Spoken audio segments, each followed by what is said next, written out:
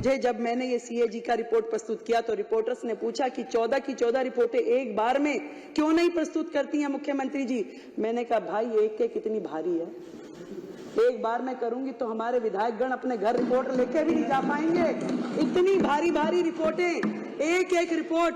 आतिशी जी, आप जिस 2500 की बात कर रही हैं आप चिंता ना करें। बागवान ने भी न जाने कैसे कैसे शौक पाल रखे हैं, फूलों के गमलों में कांटे संभाल रखे हैं। और इस सियासत में तो चित भी इनकी, पट भी इनकी, हमने क्या बेवजह सिक्के उछाल रखे हैं। वो तो यमुना जी में जहर डाल देंगे, इस जन्म में तो जिता नहीं सकते, हरा नहीं सकते, ऐसी ऐसी बात करने वाले, घमंड से भरे हुए, अहंकार से भरे हुए। घमंड और अहंकार तो रावण का भी नहीं चला। दिल्ली की जनता ने जो उनको जिम्मेवारी सौंपी है, मिल करके उस काम को करना है। और ढेरों साधुवाद देना चाहूंगी।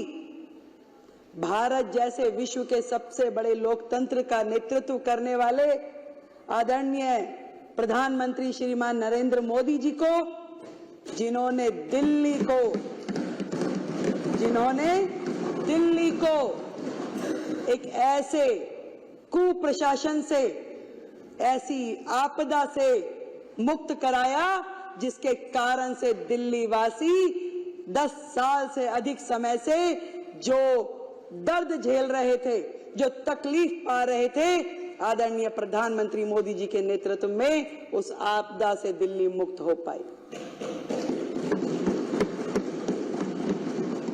प्रचंड जीत भारतीय जनता पार्टी को मिली। दिल्ली ने भर भर के आशीर्वाद दिया। और मैं भी आज इस सदन में दिल्ली की जनता को इस सदन के माध्यम से ये बताना चाहती हूं कि जो संकल्प पत्र में वायदे दिल्ली की जनता के साथ किए गए हैं, जब तक वो पूरे नहीं होंगे, मैं और मेरी पूरी टीम चैन की सांस नहीं लेंगे।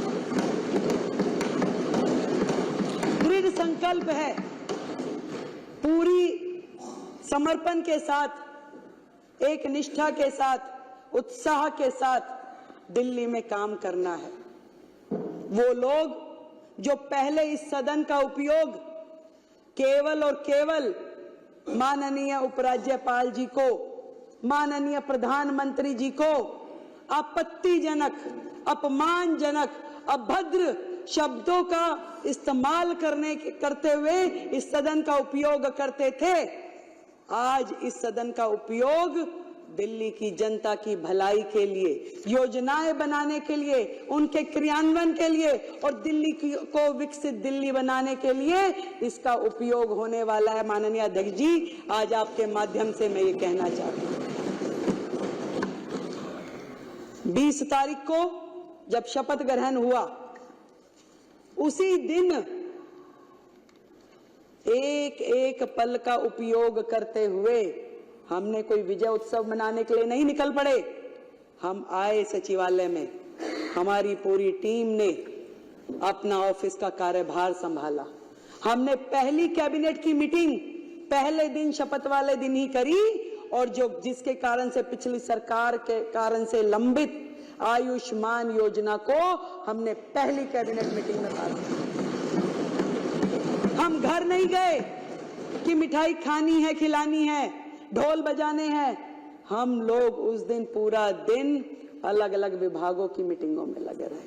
हम गए यमुना जी पे आरती करने के लिए, अपना संकल्प दोहराने के लिए कि हे मां यमुना, जो हमने वायदा किया है, जो हमारे प्रधानमंत्री जी ने यमुना जी के लिए स्वप्न देखा है, जो दिल्ली की जनता का अधिकार है, इस यमुना मां को स्वच्छ बनाने के लिए पूरा काम कर लेंगे। हम पूरा दिन उसी काम में लगे रहे। आज 8 दिन और 9वां दिन आज माने तो एक एक दिन मैं और मेरे मंत्री और मेरे विधायकगण अपने क्षेत्र की जनता के साथ मिल करके दिल्ली को कैसे सुधारना है, क्या क्या काम होने हैं, केवल जनता के बीच में जा करके वो काम कर रहे हैं। इससे पहले ये लवली जी ने सदन में एक बात कही थी, वो बिल्कुल सही बात है। कि पहले जनता को अपेक्षाएं शायद बड़े बड़े प्रोजेक्ट की होती थी कि भाई कम्युनिटी हॉल बना दीजिए, कॉलेज बना दीजिए, स्कूल बना दीजिए, पर 10 सालों में जनता इस लेवल पे आके खड़ी हो गई कि वो कहती है कि मेरा सीवर साफ करा दो, मेरी नाली बनवा दो, मेरे गड्ढे भरवा दो। इस कदर दिल्ली की जनता को परेशान करके वर्षों पीछे धकेलने वाली सरकारें आज यहाँ पर नहीं है। आज विपक्ष सामने बैठा होता तो शायद बात करने में कुछ मजा आता, उनके सामने कहने में, उनकी बातें बताने में।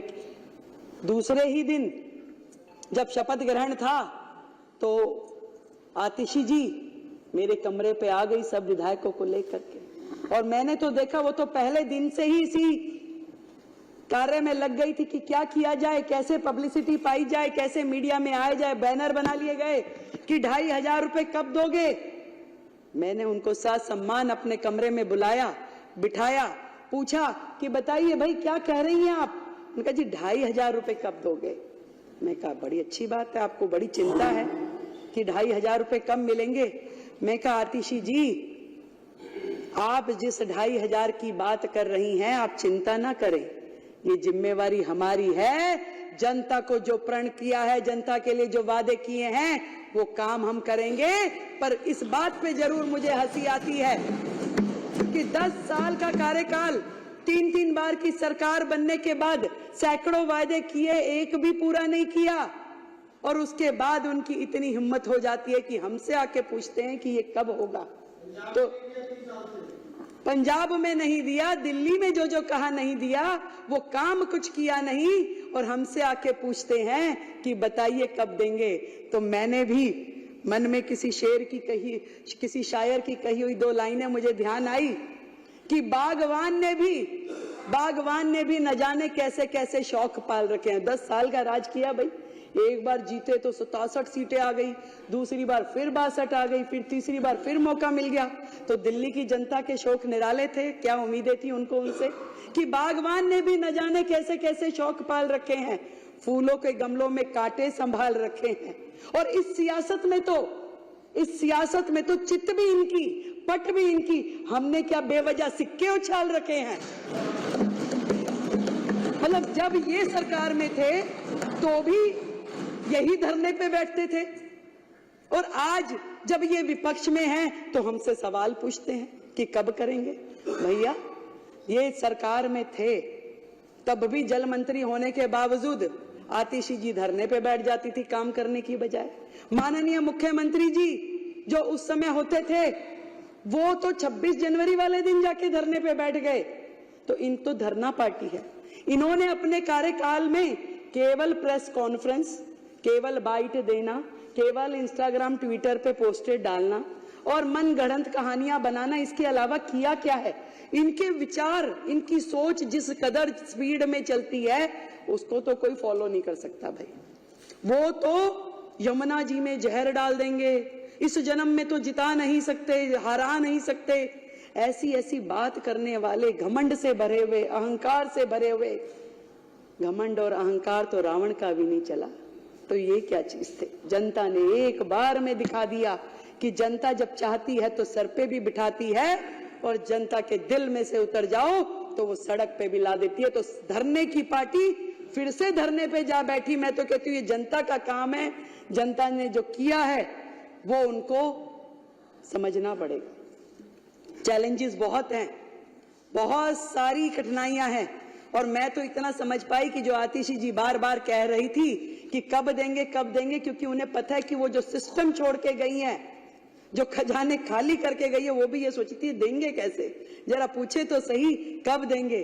परंतु मैं पूरे विपक्ष को ये बताना चाहती हूं कि आज आप जिस भी परिस्थिति में दिल्ली को छोड़ के गए हैं, दिल्ली के लिए जो काम हमें करने हैं, दिल्ली को नरेंद्र मोदी जी का जो स्वप्न है, जो विजन है दिल्ली के लिए, विकसित दिल्ली का, उसको पूरा करने के लिए हमें जो भी करना पड़ेगा इस दिल्ली के लिए हम करेंगे।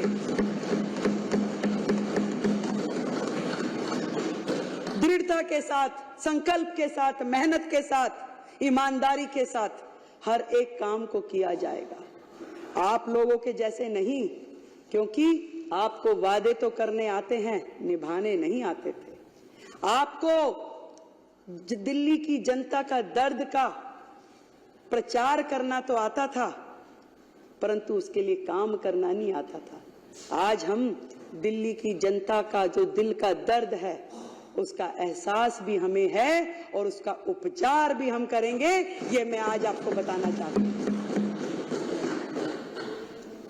जो चीजें, जो काम मैंने देखा अपने पूरे कार्यकाल में, पिछली सरकार ने अपनी बुद्धि का इस्तेमाल केवल जनता को बेवकूफ बनाने के लिए किया। बेवकूफ बनाती रही, कहती रही, वर्गलाती रही, और जब जब काम नहीं हुआ तो गलियाती रही। कभी राज्यपाल जी का नाम लेके, कभी प्रधानमंत्री जी का नाम लेके। तो जनता ने सोचा कि भाई जब करना उन्होंने ही है तो उन्हीं के हाथों में सत्ता सौंप देते हैं। तो इस बार पूर्ण बहुमत की जो सरकार जनता ने बनाई है, दिल की गहराई से मैं दिल्ली की जनता का बहुत बहुत धन्यवाद करती हूं। और कहना चाहूंगी जितने काम दिल्ली में करने वाले हैं, देखिए केजरीवाल साहब ने अपना बंगला, अपना शीश महल तो बना लिया, पर ये नहीं सोचा कि लाखों लोग जो झुग्गियों में रहते हैं, जो सड़कों में रहते हैं, जिनके सर पे छत नहीं है, उनके लिए क्या करना है। उनके लिए उनको छत मिले, उन्हें घर मिले, उसके लिए उन्होंने कोई काम नहीं किया। वो केजरीवाल साहब जो अपने घर का टॉयलेट बनाने के लिए करोड़ों रुपए खर्च देते हैं, दिल्ली के झुग्गीवासी किन शौचालयों का उपयोग कर रहे हैं। आज दिल्ली देश की राजधानी है, फिर भी दिल्ली में सबसे ज्यादा ओपन डेफिकेशन है। ये शर्मनाक हरकत, ये शर्मनाक काम का जिम्मेदार वो सरकार है जिसका राज पिछले इतने साल रहा। एक भी काम वो बताए कि उन्होंने अपने कार्यकाल में शुरू किया और उसे खत्म किया। बची कुची रोटियां, बचे कुचे टुकड़े जो शीला दीक्षित जी के समय के थे, उन्होंने केवल उसी का प्रचार प्रसार किया कि हमने ये कर दिया, हमने वो कर दिया। झूठा फ्रॉड शिक्षा का मॉडल, जिसमें बेचारे बच्चे फेल होते रहे, ड्रॉप आउट होते रहे, परंतु उनका भविष्य अधर में लटका रहा और ये अपना प्रोपोगंडा करते रहे, हमारा शिक्षा का मॉडल। दिल्ली की जनता से पूछो जाके कौन सा शिक्षा मॉडल की बात कर रहे हैं। अभी आशीष भाई ने बताया कि कितने ज्यादा ये लोग केवल अपना सर्वस्व, मैं। केजरीवाल जी ने दिल्ली की जनता के बने हुए उन मकानों में उनको जाने नहीं दिया, उन झुग्गी वासियों को, क्योंकि वो मुख्यमंत्री आवास योजना के नाम से घोषित नहीं हुए। पैसा सरकार देगी, केंद्र की सरकार, नाम तुम्हारा देंगे भाई। ऐसा कहां होता है? तुम लगाते, तुम करते, तुम उसमें अपना नाम लिखते। तुमने तो छोटी छोटी चीजों पे, यानी कि इस सदन में व्हाइट वॉश हुई, उसका भी पत्थर माननीय मुख्यमंत्री जी ने यहां लगा करके छोड़ा हुआ है। तुम तो नाम के इतने भूखे हो। तुमने दिल्ली की जनता को आयुष्मान योजना से महरूम रखा क्योंकि तुम्हारा नाम उसमें नहीं था, उसमें प्रधानमंत्री आयुष्मान योजना था, इसलिए दिल्ली की जनता को तुमने वो मिलने नहीं दिया। पूरे देश की जनता को आयुष्मान का लाभ मिला, पर दिल्ली की जनता उससे महरूम रही, सिर्फ और सिर्फ तुम्हारे अहम के कारण। आज दिल्ली की जनता बाट जो रही है कि कैसे दिल्ली आगे बढ़ेगी, दिल्ली में वो काम होंगे। मैंने बहुत सारे अधिकारियों से मेरी बात हुई, मतलब वो सरकार जो अपने ही अधिकारों को मारती पीटती थी, गाली गलौज करती थी, कैसे काम होते उस सरकार में। अपने ही चीफ सेक्रेटरी को घर में बंद करके पीटना, ये तो माननीय मुख्यमंत्री जी ही कर सकते थे। ऐसे लोग जो इस राज्य से कर वसूल करके दूसरे राज्यों में चुनाव में जाके खर्च करते थे, केवल एजेंडा था कलेक्शन हो जाए और उसके बाद खर्च कहां करना है वो कोई नहीं जानता था। मुझे जब मैंने ये सीएजी का रिपोर्ट प्रस्तुत किया तो रिपोर्टर्स ने पूछा कि 14 की 14 रिपोर्टें एक बार में क्यों नहीं प्रस्तुत करती हैं मुख्यमंत्री जी। मैंने कहा भाई एक कितनी भारी है, एक बार मैं करूंगी तो हमारे विधायकगण अपने घर रिपोर्ट लेके भी नहीं जा पाएंगे। इतनी भारी भारी रिपोर्टें, एक रिपोर्ट जिसका वजन पता नहीं, हो सकता है ये 3-4 किलो तो लग ही रहा है मुझे। तो इतने पेपर पढ़ना उनको समझना, तो एक एक करके निकाल रहे हैं तो उनकी सांसें ऊपर नीचे हो रही है और उनकी इतनी हिम्मत नहीं है कि वो सदन में आके सामने बैठ सके, उसे सुन सके। उन्हें बहाना चाहिए था, तस्वीर नहीं लगी। मैं उनसे पूछना चाहती हूं, जो सरकार का एडमिनिस्ट्रेटिव हेड है, जो देश की राष्ट्रपति, क्या उनकी फोटो नहीं लगनी चाहिए? आज जिनके माननीय हमारे शहीद भगत सिंह, हमारे बाबा साहब, हम सबके पुरोधा हैं। हमने उनको सम्मानजनक, हमारे दिल में सम्मान है। जितना काम इस दिशा में कि बाबा साहब के सम्मान में देश भर में होना चाहिए, वो नरेंद्र मोदी सरकार ने किया है। आज तक किसी सरकार ने, ना किसी नेता ने इस सम्मान को उन्हें दिया जितना सम्मान मोदी सरकार ने बाबा साहब के चरणों में अर्पित किया है। वो लोग बातें करते हैं, फोटो नहीं लगाई, केवल मात्र बहाना कि मुझे तो लड़के जाना है, किस तरीके से मुझे यहां से बाहर निकले, क्योंकि वो सुन नहीं सकते थे जो बातें इस रिपोर्ट में लिखी हुई है, जो बातें एक एक विधायक यहां बोलेगा, उनकी हिम्मत नहीं थी वो सुनने की, इसलिए वो दौड़ गए कि भाग जाओ भैया, जो मर्जी बोले यहां पे, हम तो बचें। उनको काम क्या है? उनका काम है इस सदन में बैठे अपने चिंगू मिंगू के माध्यम से वीडियोस बनवाएं, उस वीडियो को प्रचारित करें, प्रसारित करें। एक वीडियो रिलीज हुआ प्रवेश जी, एक बुक्के था, अब बुक्के दे रहे थे, वो कह रहे जी एक बुक्के से मुख्यमंत्री जी ने कईयों को निपटा दिया। भाई मैं तो बनियों की लड़की हूं, मैं तो फजूल खर्ची कर नहीं सकती। इस दिल्ली में जनता का एक एक रुपया जो कि राजस्व के रूप में हमें मिलता है, एक भी रुपए का दुरुपयोग मैं होने नहीं दूंगी। आज इस सदन के माध्यम से मैं कहती हूं, भाई एक बुक्के इस्तेमाल कर लिया तो क्या गलती कर दी भाई? तो पैसा बचाया है, खराब तो नहीं किया। और ये भी बताना चाहूंगी कि जो भी लोग इस लूटपाट में, भ्रष्टाचार में लिप्त थे, एक भी व्यक्ति को छोड़ेंगे नहीं, एक एक पाई का जवाब देना पड़ेगा।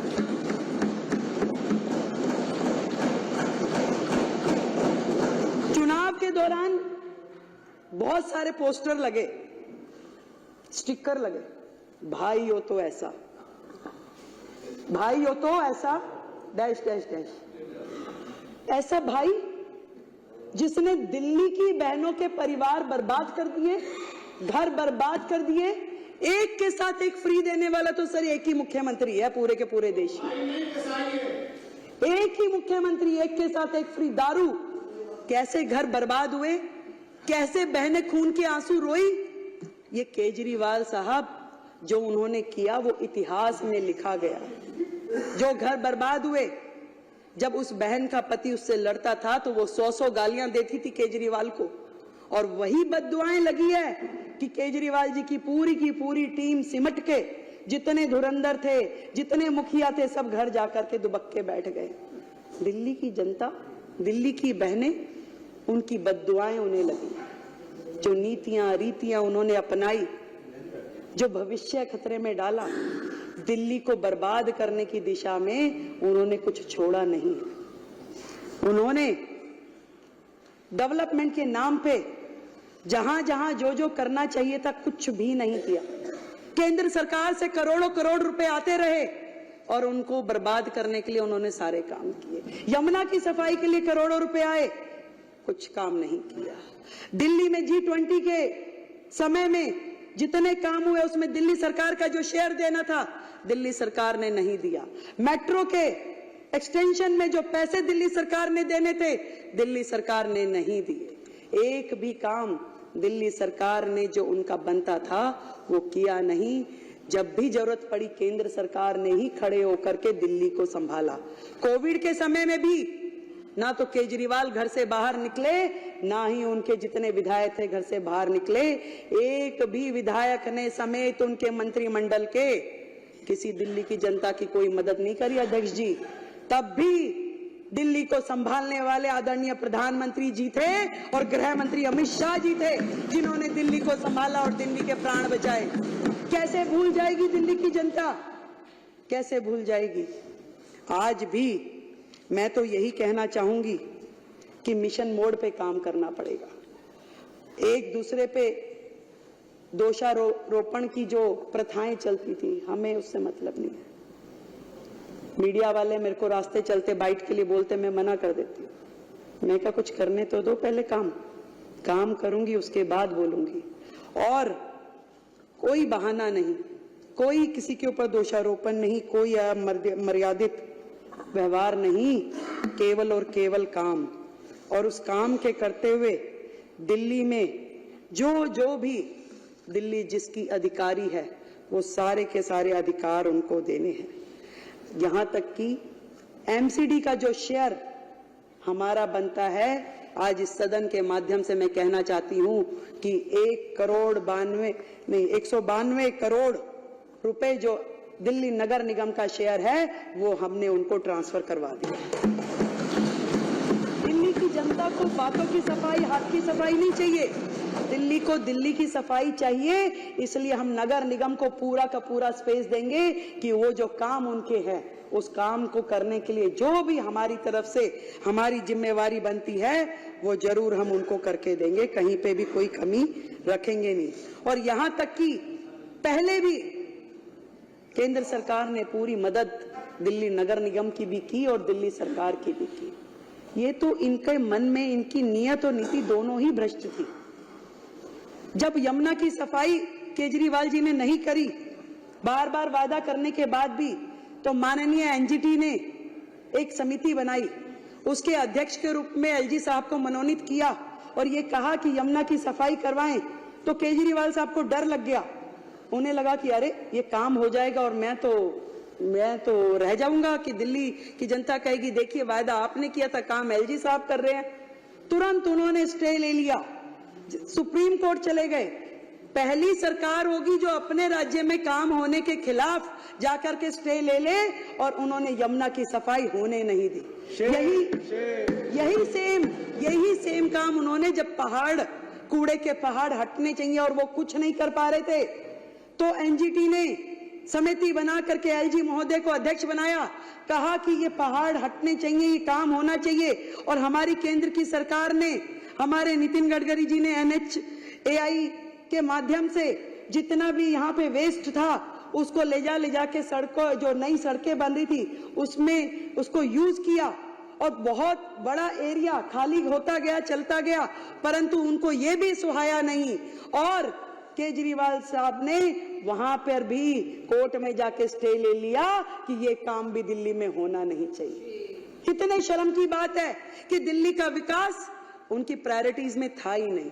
वो एक रिमोट से कई सरकारें चलाना चाहते थे, कभी पंजाब की, कभी दिल्ली की, और कभी अन्य राज्यों में जाकर के गोवा भी मैं ही चलाऊंगा, यूपी भी मैं ही देखूंगा, हरियाणा भी मैं ही करूंगा।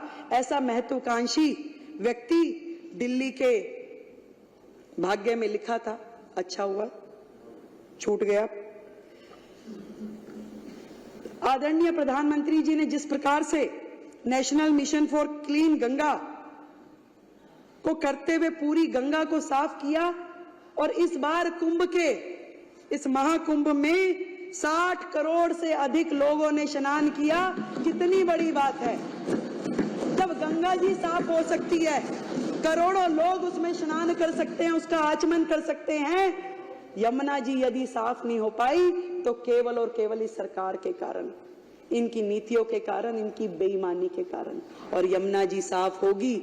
आदरणीय प्रधानमंत्री जी ने जो विजन यमुना जी के लिए, दिल्ली के लिए लिया है, निश्चित रूप में इस बार डबल इंजन की सरकार उसके लिए काम करेगी। अभी आशीष जी ने बताया कि माननीय गृह मंत्री जी के साथ जो आज हमारी मीटिंग हुई, मैं सोच रही थी कि इतनी बड़ी सरकार, इतने सारे राज्य, पर दिल्ली के लिए जो उनकी चिंता है, दिल्ली के लिए जो उनका कंसर्न है, वो हम सबका सौभाग्य है कि आज उन्होंने छोटे छोटे विषय पे भी बड़े से बड़े अधिकारियों के साथ में मीटिंग कर ये कहा कि दिल्ली में समर एक्शन प्लान, दिल्ली में मानसून एक्शन प्लान की तैयारी की जाए, ताकि दिल्ली की जनता परेशान ना हो, दिल्ली की जनता को वो तकलीफें दोबारा झेलनी ना पड़े। मैं धन्यवाद करती हूँ अपने नेतृत्व का, आदरणीय मोदी जी का, आदरणीय अमित शाह जी का, जिन्होंने दिल्ली के लिए एक पूरी तरीके से डेडिकेटेड टीम को मौका दिया यहाँ पर आने का।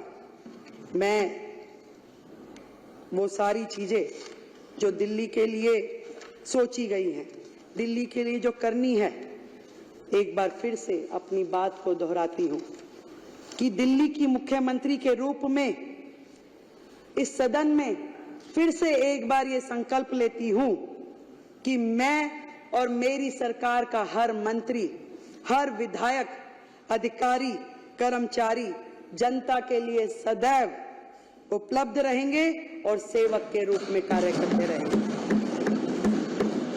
माननीय एलजी महोदय का भी मैं बहुत बहुत धन्यवाद करती हूं कि उन्होंने चट्टान के भांति दिल्ली में भ्रष्टाचार को रोकने के लिए पूरी ताकत लगाई और दिल्ली के विकास के लिए हर संभव कार्य किया। बहुत बहुत धन्यवाद आप सभी का और माननीय एलजी महोदय का, अध्यक्ष जी आपका। मिल करके दिल्ली के लिए काम करना है, मिल करके दिल्ली को मिशन मोड पे लेके आना है। ये जंग लगा हुआ सिस्टम है, परंतु इसको सुपर एक्सप्रेस के रूप में काम करना है और मिलकर करेंगे। जय हिंद, जय भारती।